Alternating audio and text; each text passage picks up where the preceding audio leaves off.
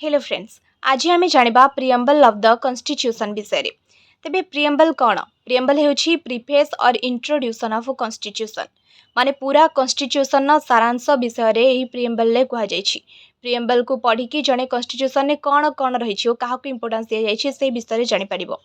तेबे ये प्रियम्बल आइडियाटा आमर कौटू आसी? प्रियम्बल आइडियाटा आमर अमेरिकन कॉन्स्टिट्यूशन आसी। आम मैंने जाने आम कॉन्स्टिट्यूशन बहुत नोन देशर कॉन्स्टिट्यूशन को पढ़ी कर विभिन्न आइडिया आना जाइए। तेबे प्रियम्बल आइडियाटा आमर अमेरिकन कॉन्स्टिट्यूशन आसी। एने पालखीवाला कहते कि प्रियम्बल ऑफ द कॉन्स्टिट्यूशन होची I card of the constitution. यह कॉन्स्टिट्यूशन गोटे आइडेंटिटी अटे। तेबे प्रिय आसी कौटू? ऑब्जेक्टिव ऑफ द रिजोल्यूशन जहाँकि प्रेजेंट करा जाइथिला पंडित जवाहरलाल नेहरू द्वारा। देखंतु आइडिया आसी आमर अमेरिका कॉन्स्टिट्यूशन बट जो ऑब्जेक्टिव रिजोल्यूशन अच्छे से आमर प्रियम्बल टोटाल जो अच्छी सेटा आसी को प्रेजेंट करथिले पंडित जवाहरलाल नेहरू पर एटा को अडॉप्ट करथिला कॉन्स्टिट्यूएंट असेंबली। तेबे कौन प्रियम्बल को केबे अमेंडमेंट करा जाइछि कि? हाँ, तेबे जो देखिबा आज पर्यंत प्रियम्बल को गोटे थर अमेंडमेंट करा जाइछि। आउ ये amendment 42nd constitutional amendment act 1976 द्वारा करा जाइथिला। ये अमेंडमेंट पर एथिरे तीनटा नुआ वार्ड ऐड होइथिला। से तीनटा को वार्ड कौन? गोटे होछि सेकुलर, गोटे होछि सोशलिस्ट आ गोटे होछि इंटीग्रिटी।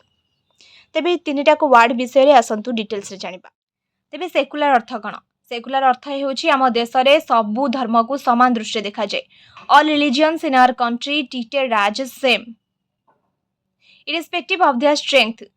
सेकुलर अर्थ कौन? सेकुलर अर्थ आम देश में सबु धर्मर लोकों को समान दृष्टि देखा जाए। कॉन्स्टिट्यूशन आगे सबु धर्मर लोके समान। All religions in our country treated as same irrespective of their strength. सेमानंक संख्या जेते थाउ बट सेमानंकु समान भावे ट्रीट करा जाय थाए। तेबे सेकुलर स्टेट बोली किछि वर्ड आमर कॉन्स्टिट्यूशन में मेंशन होई नाही, किंतु आर्टिकल 25 रु 28 मध्ये फ्रीडम ऑफ रिलीजन रा गारंटी दिया जाय छै। एबे हमें देखिया सोशलिस्ट कौन? देखो आम देश में कौन रही? गवर्नमेंट प्रॉपर्टी रही, प्राइवेट प्रॉपर्टी रही। गवर्नमेंट बिजनेस रही, प्राइवेट बिजनेस रही, माने दीटा को प्रायोरिटी दि जाइए। तेबे एटा को ऑफिशियली हमर 42nd अमेंडमेंट एक्ट 1976 द्वारा ऐड करा जाइथिला। But before this in our constitution already had socialist ideas. किंतु या पूर्व मध्य हम कॉन्स्टिट्यूशन ने सोशलिस्ट आइडियाज थिला। जे यार एग्जांपल होछि डीपीएसपी। आलियरली एटा थिला बट क्लियरली रिटर्न करा गला जेते बेले 1976 अमेंडमेंट एक्ट रे एटा को ऐड करा गला सोशलिस्ट को। तेबे डीपीएसपी छड़ा 1955 रे कांग्रेस पार्टी मध्य गोटे रिजोल्यूशन पास करथिला। आउ टू ए रिजोल्यूशन टा कम पास कराइथिला to follow a socialist pattern of society. माने सोसाइटी रे गोटे सोशलिस्ट पैटर्न फॉलो करिया पई एटा को करा जाइथिला। India socialism is not communist socialism. एटा गोटे लाइन हमर मेंशन करा जाइछि एम लक्ष्मीकांत रे। तेबे यार अर्थ कौन? एबे जानिबा कि कम्युनिस्ट सोशलिज्म कौन? कम्युनिस्ट सोशलिज्म बा स्टेट सोशलिज्म। यार अर्थ होछि केवल government owns everything, there is no private property. माने हम देश में कौन सी जगार भी प्राइवेट प्रॉपर्टी रहबनी, केवल गवर्नमेंट प्रॉपर्टी ही रहइबो। गवर्नमेंट ही बिजनेस करि परिबो। गवर्नमेंट ओन्स एवरीथिंग माने सबुथिरे गवर्नमेंट कंट्रोल रहइबो। तेबे इंडिया कौन कम्युनिस्ट सोशलिज्म फॉलो करूछि कि? ना, इंडिया फॉलोज डेमोक्रेटिक सोशलिज्म। आर अर्थ both government and private business exists in India, also called mix economy. माने हम इंडिया रे गवर्नमेंट प्रॉपर्टी अच्छी, प्राइवेट प्रॉपर्टी भी अच्छी। गवर्नमेंट बिजनेस चलुछि, प्राइवेट बिजनेस भी चलुछि।